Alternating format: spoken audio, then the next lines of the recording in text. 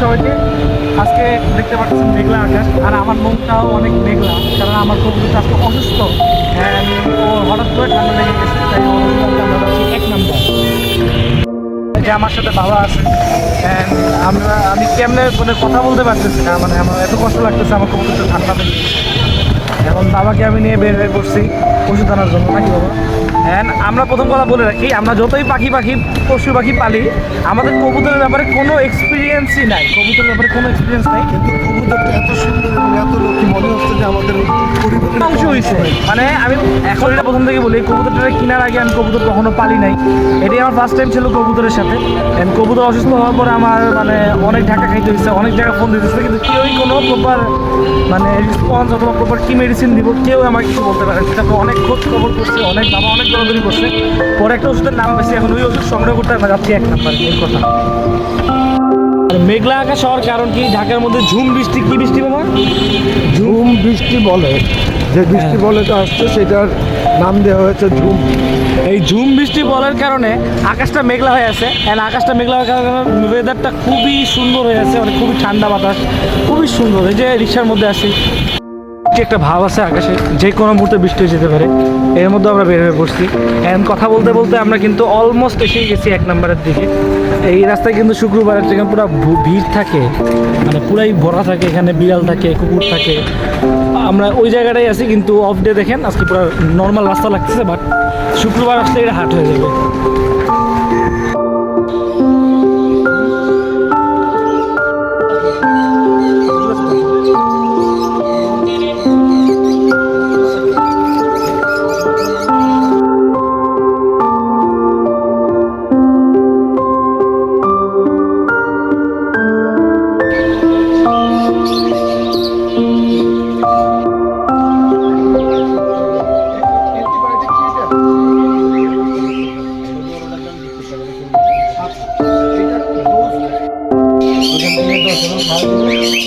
খাওয়ার পরে ওই পানিটাকে আর দুপুর বেলা খাওয়াই, দুপুরবেলা খাওয়াই, মানে 6 ঘন্টার উপরে 8 ঘন্টার উপরে খাওয়ানো যাবে। সকালে বসে সকালে খাওয়াবে, দুপুরে খাওয়াই, এরপরে ওই পানিটা পালাই, রাত্রে যখন খাওয়াই তখন নতুন করে বানাই।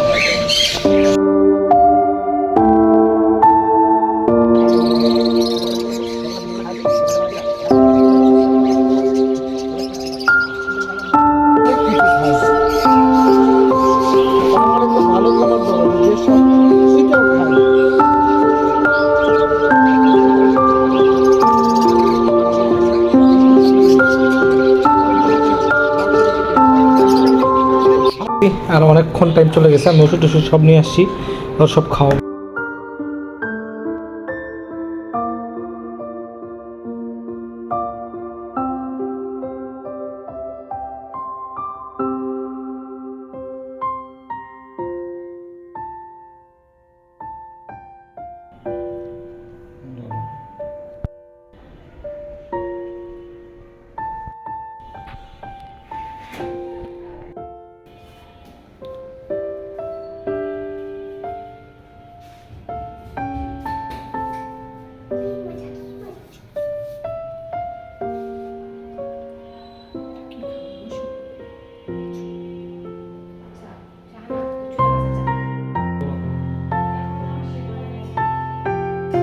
দেখতেই পারতেছেন কন্ডিশনটা কি হয়েছে, পড়ে যেতেছে।